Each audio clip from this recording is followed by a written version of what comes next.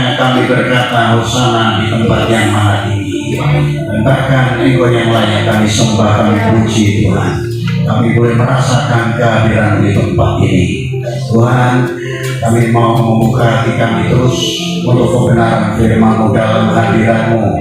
Kebenaran itu yang akan membawa kami semakin mengerti perancangan Tuhan yang lebih dan lebih dan lebih lagi. Terima kasih Bapak. Kami siap terima kebenaran firman-Mu dalam nama Yesus. Siap terima firman Tuhan. Amin. Silakan dulu, Bapak Ibu sudah dikasih Tuhan. Salam. Ya. Ini langsung ditayangi saya. Saya punya oke.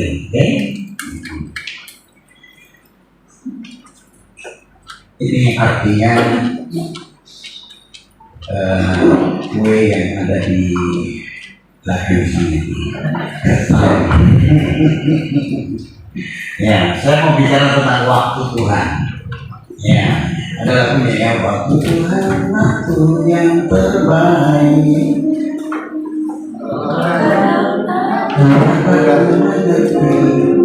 Lewati percobaan, ku tetap percaya waktu Tuhan pasti yang terbaik.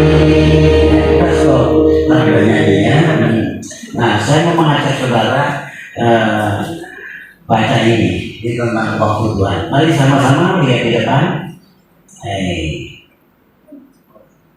Oke. Mana? Nah, sama-sama. Pengkhotbah 3 ayat 11. 2, 3. Dia membuat segala sesuatu indah pada waktunya. Bahkan dia memberikan kekekalan dalam hati mereka. Tetapi manusia tidak dapat menyelami pekerjaan yang dilakukan Allah dari awal sampai akhir. Makanya tadi ada lagu itu. Walau kadang tak dapat dimengerti, lewati cobaan kau berat sekali.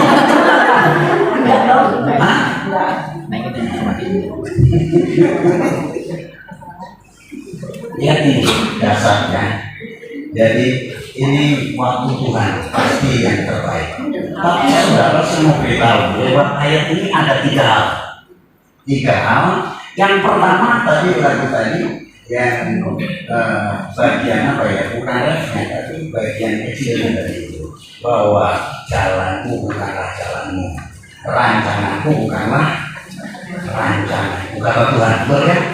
Nah, kenapa Tuhan sampai bilang itu? Karena manusia tidak dapat menyelami waktu Tuhan itu sendiri. Ya, waktu Tuhan gak bisa diselami. Nah, ada 3. 1 adalah rancangan Tuhan pasti yang terbaik. Yang sudah katakan amin. Ya, yang pertama, segala sesuatu yang indah pada waktunya berarti Tuhan merancang yang terbaik. Sama-sama bilang rancangan Tuhan pasti terbaik. Ya, bilang kadang kamu nggak sabar. Iya kan? Ya kan nggak sabaran. Ya, saya sekali anak kedua itu waktu kami liburan pergi ke Seruni, pagi-pagi anak yang kedua itu langsung pakai pakaian renang. Kita harusnya sarapan tapi langsung libur ke kolam. Ya, wah senang sekali dia renang, paling senang. Nah, di situ satu hari itu nggak terjadi apa-apa. Tapi jam 12 malam, tiba-tiba dia bangun. Ngapain dia bangun? Dia diem. Tiba-tiba, wah, tumpah semua itu ranjang itu dipenuhi dengan muntahnya. Saya bilang ini pasti tadi pagi itu nggak sarapan dulu langsung masuk angin. Kenapa masuk angin? Karena tidak minum tolak angin. Ya kan? Ya, kalau minum tolak angin mau masuk ditolak.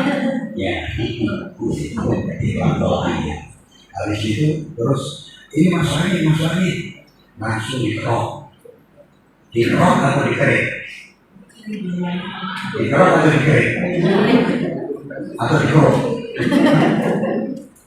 Nah, makanya kemana-mana kalau kami pergi itu selalu bawa bawang merah dan kemudian dipotong miring, tujuannya untuk bikin kerokan. Jadi nggak pakai duit. Itu saya dikerok pakai duit itu saya bilang itu sekali kok tersiksa, sakitnya ditanggung. Waktu baru ditambah gini dia bilang sudah kita pegangin tenaganya gede sekali. Kami bertiga pegangin saya sama anak yang pertama sama cecenya pegangin. Udah baru ditambah udah. Seringkali kita tidak sabar dengan waktu itu lah. Buka. Tahu kupu-kupu? Tahu kupu-kupu? Yang nggak tahu ya bahkan. Kupu-kupu itu sebelum jadi kupu-kupu apa namanya? Kepompong. Persahabatan seperti kepompong. Nah, kalau lihat kepompong, ya, saudara lihat kepompong, terus kemudian waktu cangkangnya mau pecah, dia kan apa ya? Bergerak. Saudara lihat ini, aduh aku kasihan ini, kok sengsara anak ya. Terus saudara langsung bantuin. Kira-kira jadi kupu-kupu yang bagus ya? Bisa jatuh, bisa mati. Demikian juga, waktu Tuhan itu pasti waktu yang terbaik. Kita menunggu proses Tuhan terjadi atas hidup kita. Yang juga amin. Jadi bagian pertama, rancangan Tuhan pasti baik. Ini bagian ini. Yang kedua, Ia memberikan kekekalan pada mereka. Artinya seharusnya orang percaya itu tahu tentang rancangan Tuhan yang baik. Ya, mestinya tahu. Saya jujur kadang diberitahu, kadang enggak. Contoh Tuhan diberitahu. Belakangan ini sering Tuhan kasih tahu. Kira-kira 10-8 tahun yang lalu itu saya pergi ke Kalimantan Tengah dan dia baru cerita 4 tahun lalu ketemu saya. Dia bilang ini Pak Ahmad cerita. Terus dia cerita lagi waktu sidang sinode di cerita lagi karena ada banyak teman-temannya. Jadi aku ingat nggak waktu doain saya baik. Dan semua peserta udah didoain. Saya kan sebenarnya bukan panitia, bukan peserta, cuma mau lihat kan itu. Tapi semuanya di ruangan yang belum didoain maju ke depan, saya bilang begitu. Saya doain, katanya kata-kata doa saya. Tuhan sedang persiapkan dirimu untuk menjadi pemimpin Kalimantan Tengah. Dan dia bilang, betul. Dalam pemilihan itu, saya nggak masuk hitungan. Tapi itu hanya 1 putaran. Ini benar 1 putaran ya. Jangan nunggu yang tahun depan dengan 1 putaran ya. Benar 1 putaran. Kalau tidak salah dia bilang 67% dia. Dia cerita saya apa yang Pak Markus bilang itu betul. Ada kalanya Tuhan beritahu. Setiap orang percaya harusnya peka. Tolong itu. Tuhan kasih tahu. Nah, contoh lain Tuhan kasih tahu ya. Tuhan kasih tahu. Waktu pagi-pagi saya baca Alkitab, tiba-tiba Markus pasal yang 11 ayat yang ke-24. Kalau salah nanti saya sendiri. Intinya, percayalah bahwa ketika kamu meminta, kamu sudah menerima. Saya berkata, yes Tuhan. Terus setelah itu ada gak jelas di kuping saya, gak jelas juga di hati saya, tapi itu saya yakin banget bahwa seperti begini, awal Juli di perjamuan kudus itu, di ibadah itu, kamu akan terima uang 1 juta. Itu 1 Juli saya bilang. Betul saudara. 1 Juli kami bikin acara pentabisan gereja. Ternyata gak ada yang kasih duit. Saya mau kasih dapat uang 1 juta. Minggu kedua lewat, minggu ketiga lewat. Juli kira-kira ada berapa minggunya? Itu sendiri saya lupa. Keempat lewat, masuk bulan Agustus minggu pertama. Saya pikir ini jangan-jangan perasaan saya aja. Bulan Agustus minggu pertama, ada seorang bapak nyamperin saya selesai khotbah pertama, saya naik ke lantai 2 untuk makan supaya khotbah kedua itu punya semangat baru. Waktu saya keluar dari ruangan, bapak ini nyamperin saya. Pak Pendeta, sebentar sini. Ada apa? Karena usianya udah 70-an, saya tinggal panggil Om. Ya Om, kenapa Om? Saya mau perlu, biasanya semangat itu orang perlu konseling gitu ya. Bagi khotbah juga masih konseling juga itu bikinnya. Nah, waktu dia deketin saya, dia bilang begini, minta maaf Pak Pendeta. Kenapa? Ada berkat buat Pak Pendeta. Oh ya, ini sebenarnya bulan lalu saya mau kasih. Bulan lalu apa? Juli. Ya maaf yang pertama, maaf yang kedua, maaf Pendeta, gak pakai amplop. Dalam hati saya, amplop gak penting. Yang penting isinya dong. Jadi saudara, apa yang Tuhan kasih tahu itu terjadi.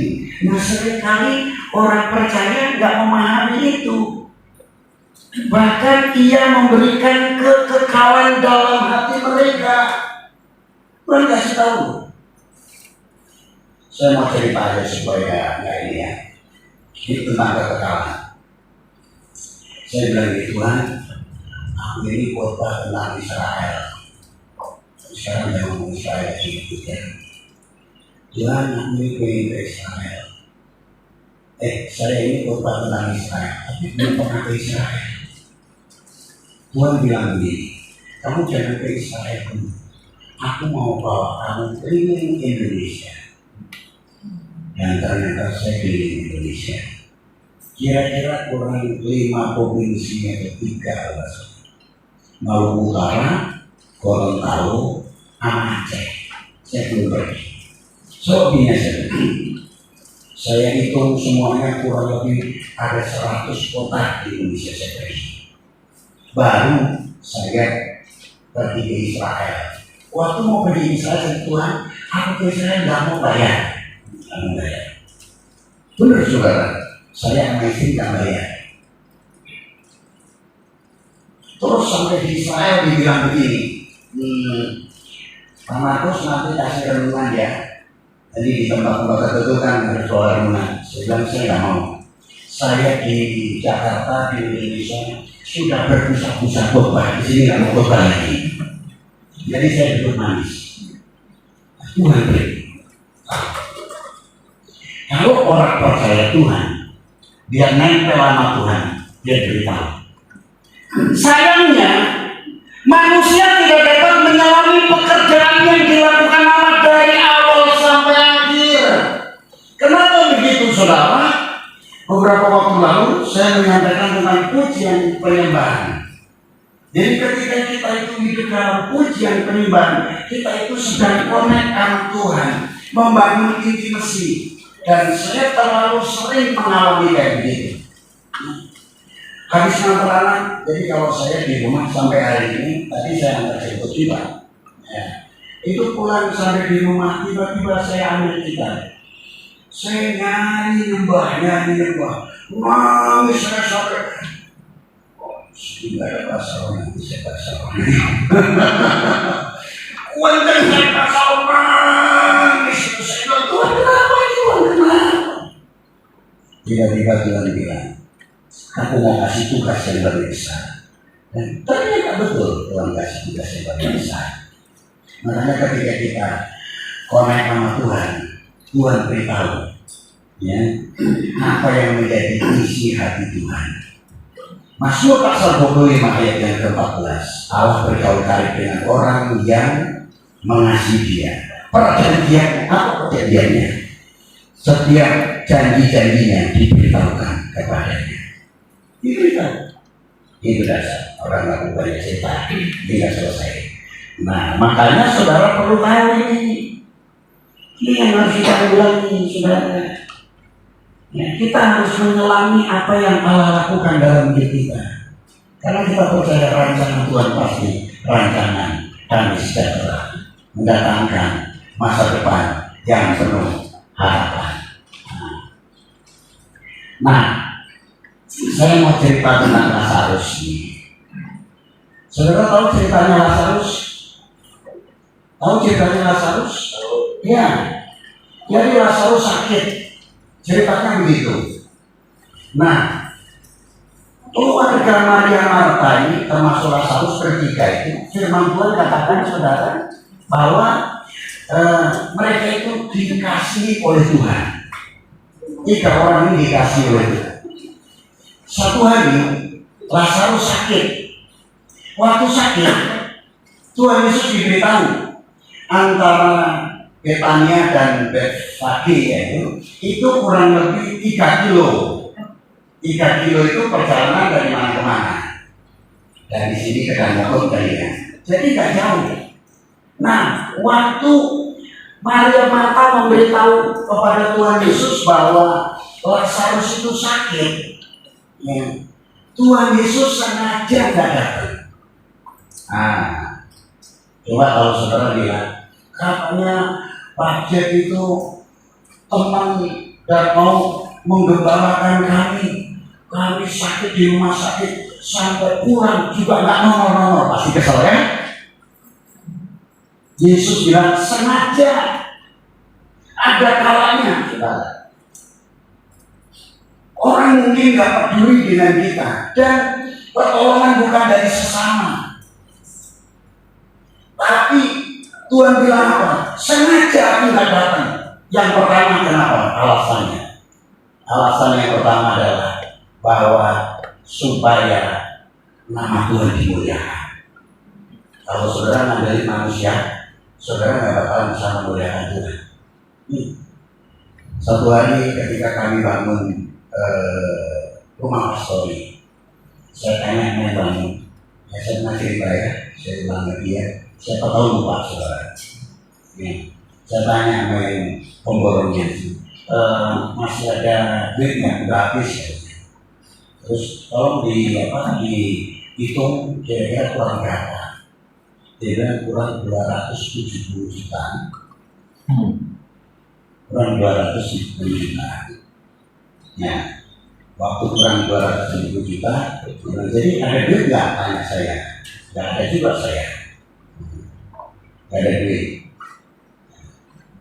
Itu udah rumah baru itu diisi ranjang anak-anak, ada 3 kamar, ranjang saya berarti 4, AC ada 7 unit dipasang, kemudian teralis dipasang, kemudian lemari mereka minta ada yang warna birunya warna hijau atau biru, ini ada yang minta putih segala macam. Kita panggil tukang semuanya udah rapi semuanya. Dan ternyata itu ya kurang 270 juta. Saya nggak ngomong siapa-siapa, saya diam. Jemaat itu sebenarnya jangan kasih tahu. Ada beberapa yang share bahwa Pak Gembala, Pak Markus mau bangun rumah, ada 1-2 yang kasih tahu. Dan saya kasih tahu, stop, jangan dikasih tahu ke mereka. Saya pengen lihat kuasa Tuhan dinyatakan.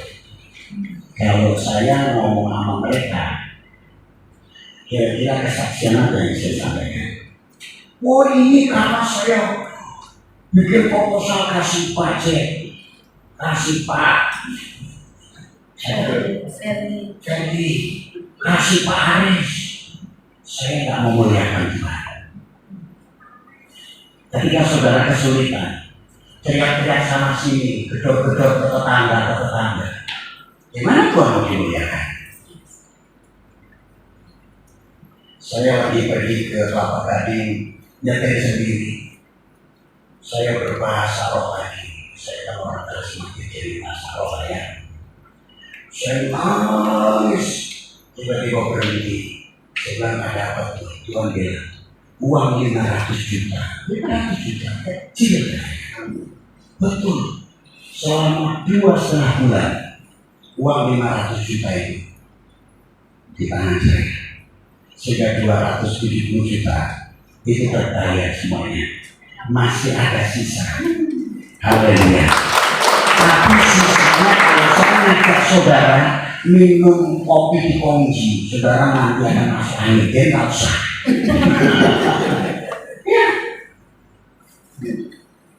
Jadi ketika kita ngandelin Tuhan, ini makanya Tuhan bilang supaya anak manusia itu dimuliakan. Yang pertama. Yang kedua, kenapa Yesus datang? Yesus berkata, sengaja datang supaya kamu belajar percaya. Belajar percaya. Jadi ya, bukan ngandelin siapa-siapa, tapi ngandelin Tuhan. Ya.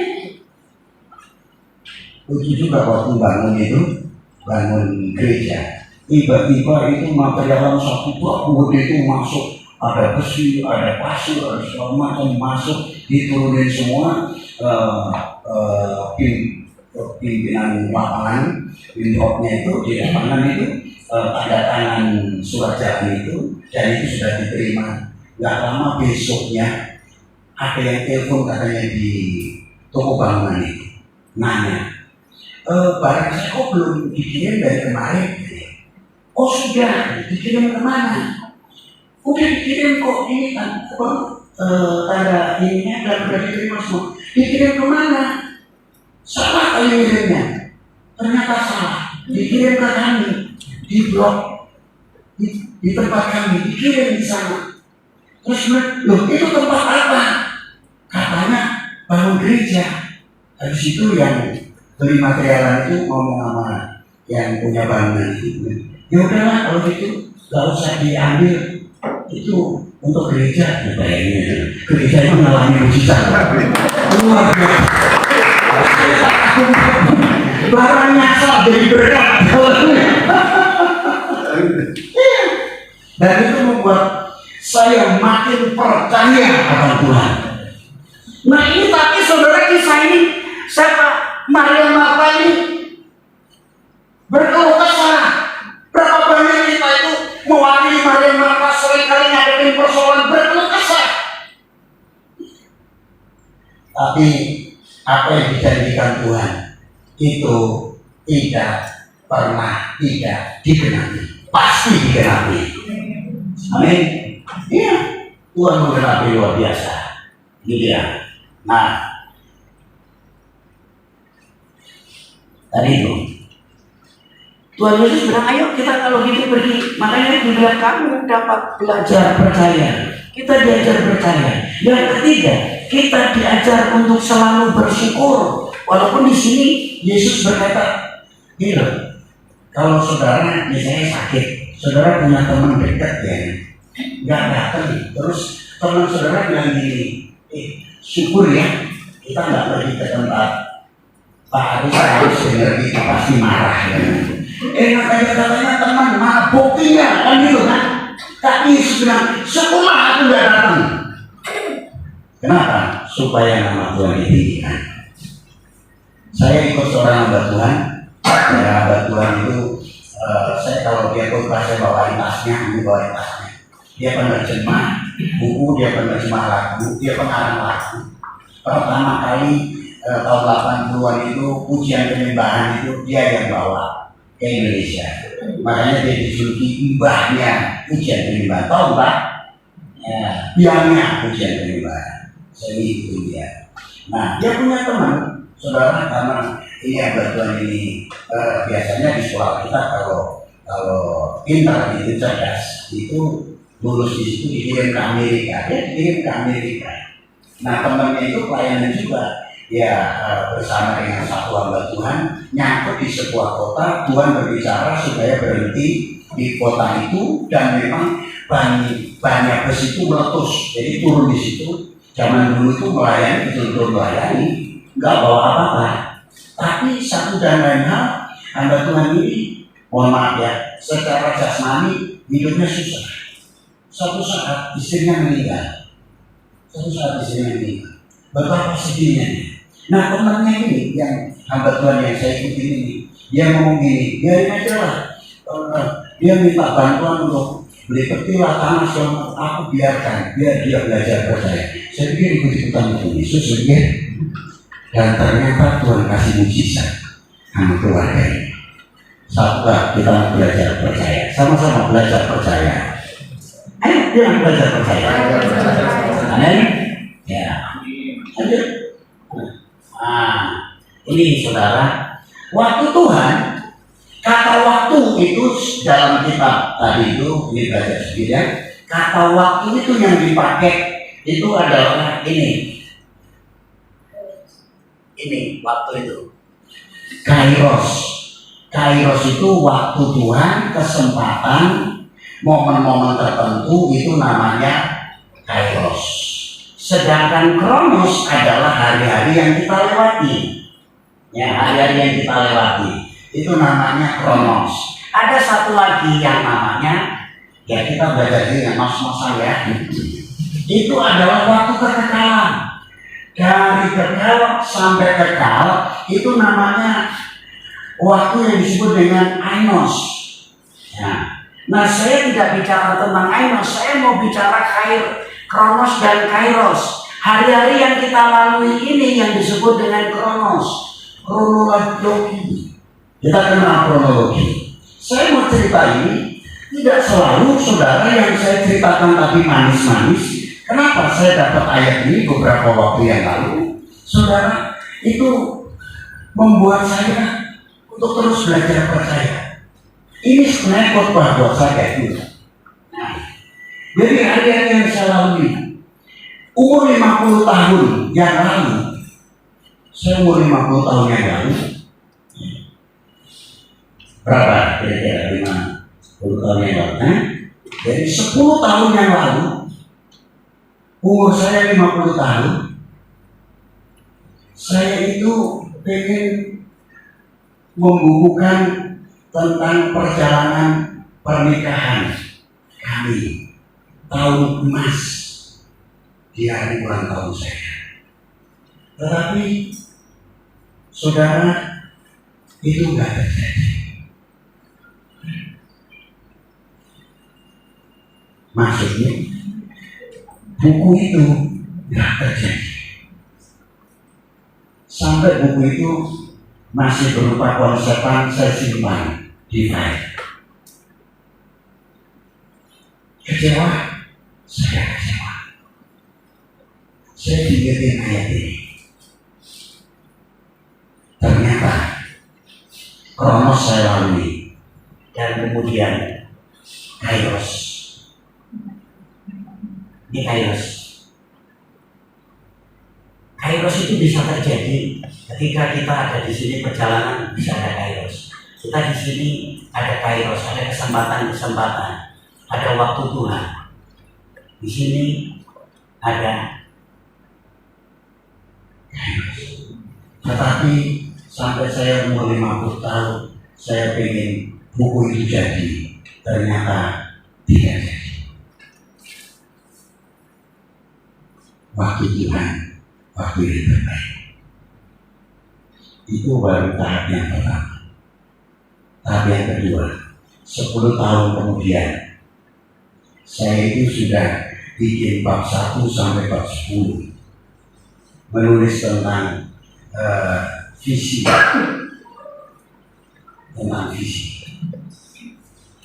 udah mau jadi. Bulan Agustus itu saya udah tahap Juli.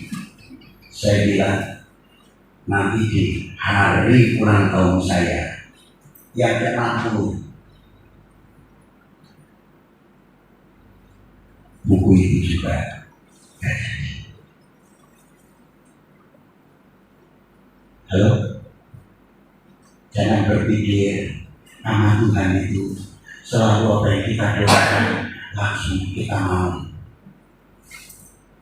Karena itu bukan waktu Tuhan. Makanya jangan pernah kecewa. Betul? Ya, jadi. Mungkin itu proses seperti Maria Martha. Lazarus mati, ditungguin 1-2 jam, 3 jam, Yesus gak datang juga. Padahal cuma perjalanan 3 kilo. Ya, kalau sekarang 3 kilo itu, saudara Pak, mobil, motor cepat itu sudah. Cuma dari Betania ke Betfage, gak jauh. Yesus bilang lagi, syukurlah. Saya diingetin ini di hari ulang tahun saya yang ke-60. Tanggal 1 kemarin itu ulang tahun anak saya yang ketiga, Sweet 17. Sedangkan saya pasti bulan ini juga saya ulang tahun juga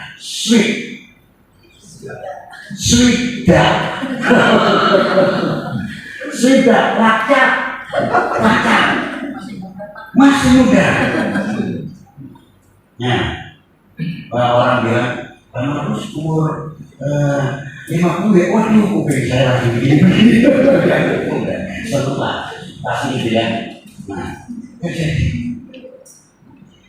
saya merenangkan itu. Saya ada retreat, saya ada pelayanan, kemudian saya merenungkan usia 60. Dan saya dapat ayat ini tadi, dapat ayat ini. Saya mau mengajak saudara, hari-harimu tidak selalu apa yang kau mau itu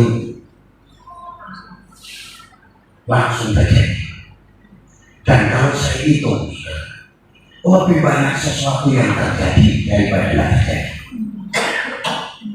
Tahun 98, saya tahun 97, saya bilang sama istri, kita mau perintis ya, itu daerah tahun di sini ini masih baru dibangun. Tapi kairosnya Tuhan, saya dipanggil sama gembala saya, Pak Haji, gembalakan ya. Saya langsung siap. Saya percaya di kairos. Saya pernah tahun 86, 87, tadi pendeta saya tadi, yang saya bawa tas. Jadi gembalain di Cawang, tapi itu lain denominasi. Saya nggak siap. Dan gereja itu digembalakan ternyata oleh teman saya sekarang. Kesempatan dari Tuhan harus kita ambil juga. Tapi jangan memaksa Tuhan melakukan kesempatan itu buat kita. Tuhan yang punya acara dalam hidup kita. Jangan pernah paksa Tuhan. Doa jangan paksa Tuhan. Emangnya kalau kita itu doanya kenceng nanti bisa menarik hadirat Tuhan. Memang sekuat apa saudara? Sekuat apa? Wah, berdoa puasa supaya kuasa Tuhan dinyatakan. Sekuat apa saudara?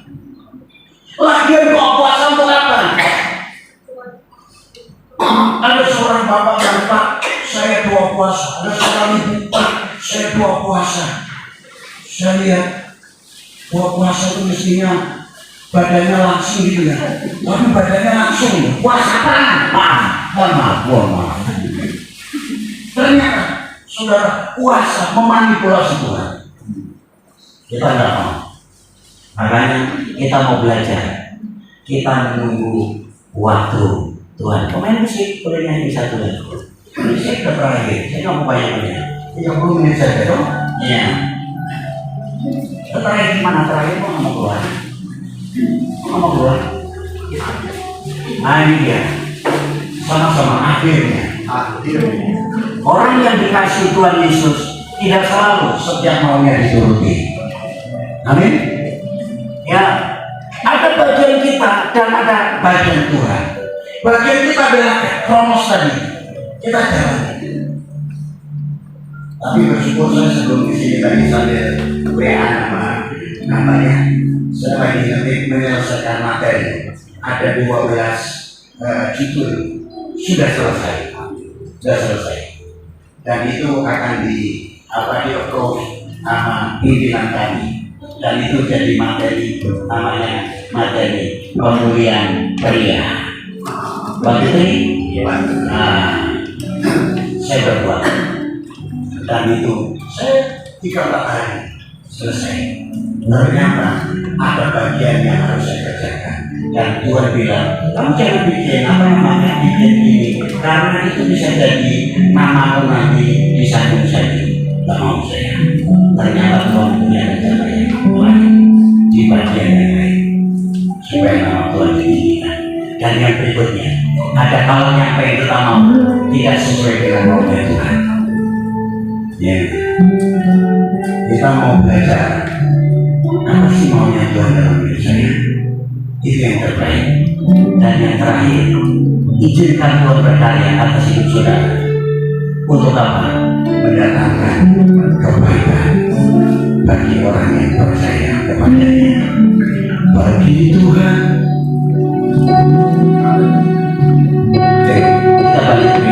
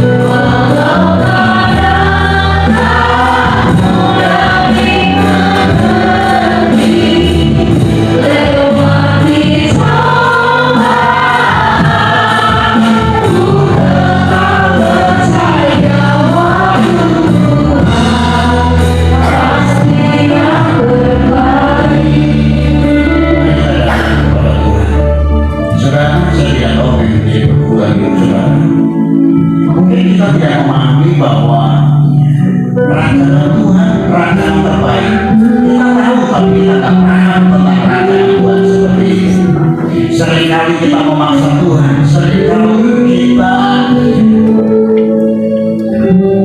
mau kehendak kita sendiri supaya Tuhan melakukan apa yang kita mau. Tapi yang jelas bahwa kita mau belajar bahwa waktu Tuhan itu waktu yang terbaik dalam hidup ini. Ada banyak hal yang Tuhan katakan dalam hidup, khususnya hidup saya. Tuhan katakan kalau diikut dari apa yang tulis buku cuma dua dibandingkan dengan ketika saya berkata, Tuhan, aku mau seperti ini, makasih kepada Tuhan. Ketika saya berdoa kepada Tuhan, apa yang Tuhan katakan itu terjadi. Tetapi ada pertanyaan, saya harus belajar lebih percaya lagi kepada Tuhan. Saudara mungkin berkata, Pak, kalau Bapak lebih banyak, saya lebih banyak. Tidak, justru itu sebabnya saya merasa putus asa. Saya tidak lagi punya pengharapan. Saya tidak lagi untuk berharap banyak. Kali kita datang ke Tuhan dan kita mulai mengoreksi hidup kita. Apa yang kita minta adalah kemauan kita, keinginan kita, atau memang Tuhan lihat bahwa itu adalah kebutuhan yang sudah terperlukan dalam hidup saudara. Kalau itu sebuah kebutuhan, Tuhan pasti dengar doa saudara. Tuhan pasti jawab, Tuhan pasti lakukan.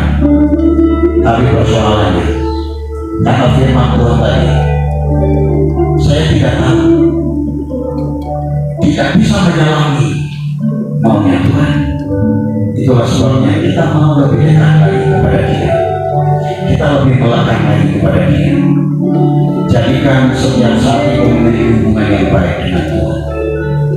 Mari kita katakan sekali lagi, waktu Tuhan pasti yang terbaik, walau pada aku dari mengerti, lewati cobaan, ku tetap percaya waktu Tuhan pasti yang terbaik.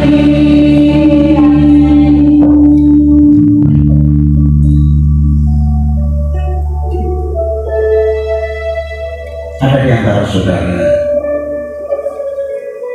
yang sebenarnya Ibu sedang tawar hati.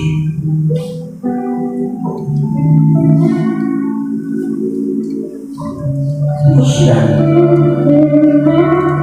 bergumul, benarkah Tuhan itu berkuasa?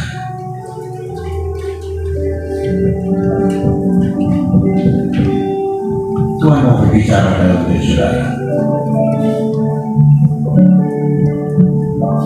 Selami apa yang menjadi maunya Tuhan?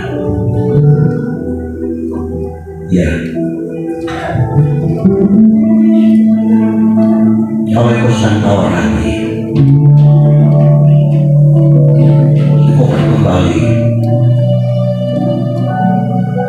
dan engkau ingat pada saat engkau percaya kepada Tuhan. Firman-Nya tak pernah gagal, janji-Nya tak pernah gagal. Saudara boleh gagal, tapi Tuhan tak pernah gagal. Percayalah Dia, percayailah Dia sepenuh-penuhnya. Ada di antara saudara yang melihat ada orang yang sungguh-sungguh, tetapi pada akhirnya sakit dan mati. Dan benarkah Tuhan itu oleh bilur-bilurnya orang sakit menjadi sembuh? Dan ketika itu melihat dengan mata kepala sendiri, orang itu mati. Di situ saudara mulai bimbang. Saya mau katakan kepada saudara,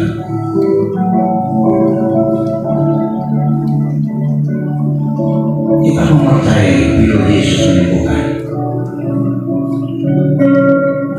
Tapi seandainya orang itu tidak sembuh secara jasmani, firman Tuhan tadi bilang, Lazarus itu nggak mati, Lazarus itu tidur. Alkitab, seluruh ayat Alkitab, kata mati itu diartikan tidur. Berarti bagi orang percaya Tuhan, tidak ada istilah yang namanya kematian kekal, tapi yang ada adalah kehidupan yang kekal. Kematian itu secara jasmani, itu yang disebut dengan tidur. Mulai hari ini saudara, mau yakinkan saudara, sekalipun saudara ada orang yang kau lihat dia sungguh-sungguh didoakan segala macam, tapi toh akhirnya mati. Dia nggak mati, dia memulai kehidupan yang baru. Bapak kami berdoa buat setiap anak-anak di tempat ini. Jangan hanya mereka datang dan mereka tidak mengerti kebenaran ini.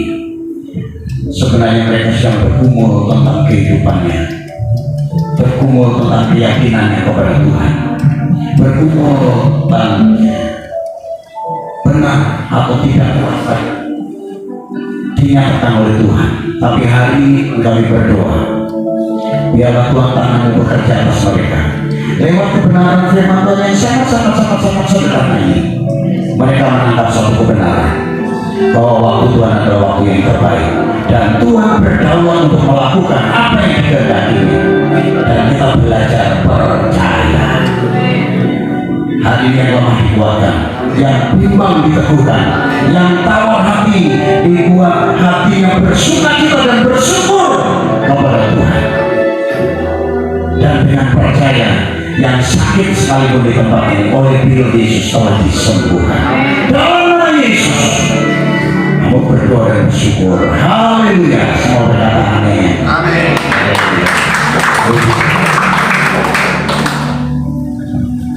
Silakan dulu. Terima kasih untuk hamba Tuhan Pak Pendeta Markus Harji yang memberikan waktu dan kebenaran kita di tempat ini.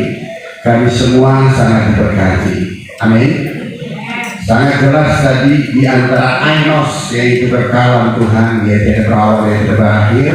Kita mempunyai waktu kronos sebagai manusia, tapi dalam kronos kita selalu ada kairos, kairos, kairos, kairos, kairos ya Tuhan. Segala sesuatu indah pada waktunya, Hari ini juga adalah hari yang indah buat saudara untuk mengambil keputusan serius, sungguh-sungguh menyerahkan hidupmu sepenuhnya kepada Tuhan. Sebab hari ini adalah hari Tuhan, hari perkenan Tuhan untuk saudara diselamatkan. Berikan tepuk tangan. Haleluya. Waktu Tuhan pasti yang terbaik.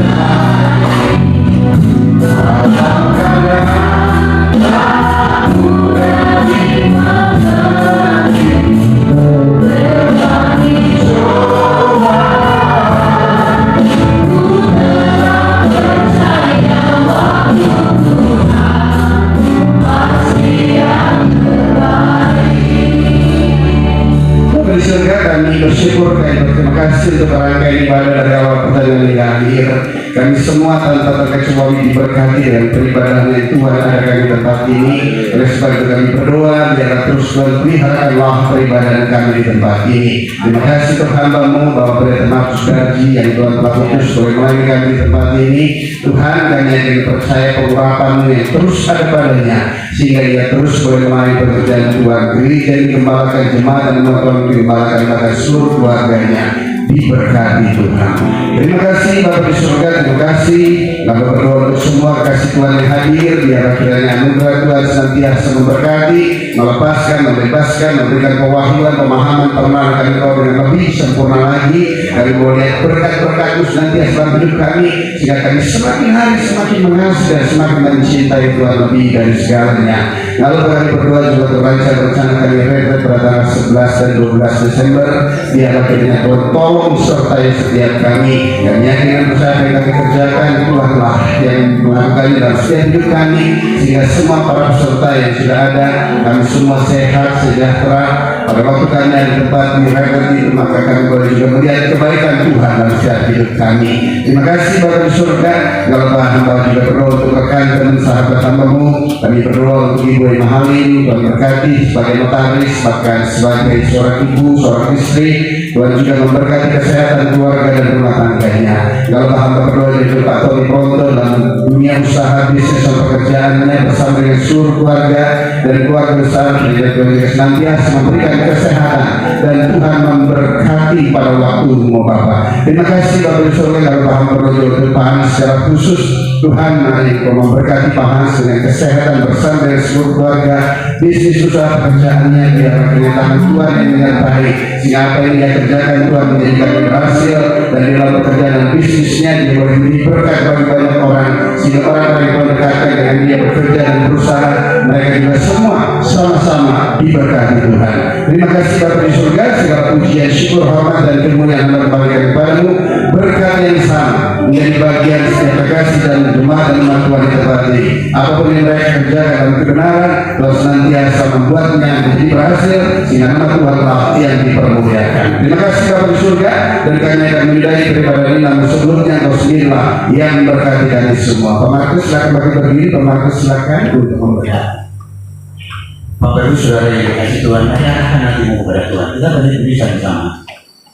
Biarlah kebenaran firman Tuhan termeterai dalam hidup saudara. Engkau menjadi pelaku firman dalam perjalanan hidup ini. Engkau selalu connect dengan Tuhan, dan ketika engkau connect dengan Tuhan, percayalah bahwa setiap pergumulan demi pergumulan, sekalipun belum juga ada jalan keluar, tapi Tuhan selalu menyertai. Sehingga engkau bisa berkata, sekalipun aku dalam lembah kekelaman, tetapi aku tidak takut bahaya, karena keadaan Tuhanmu menyertai aku. Allah Immanuel, bukan Allah Immanuel menyertai, tetapi Allah ada di dalam hidupmu. Dia melekat dalam hidup saudara, dan dia mengasihi saudara dan saya. Jangan pernah takut menghadapi tantangan hidup ini. Tetapi ketika engkau menghadapi tantangan hidup ini, engkau telah ditetapkan oleh Tuhan untuk menjadi pemenang dan bahkan lebih daripada pemenang. Dan terimalah berkat itu datang dari Allah Bapa kita di surga, Bapa yang sempurna, Bapa yang memberkati kita di dalam kasih karunia-Nya karena melalui Yesus Kristus serta tuntunan penyertaan Roh Kudus turun atas saudara mulai hari ini sampai selama-lamanya. Di dalam nama Yesus yang berkati berkata,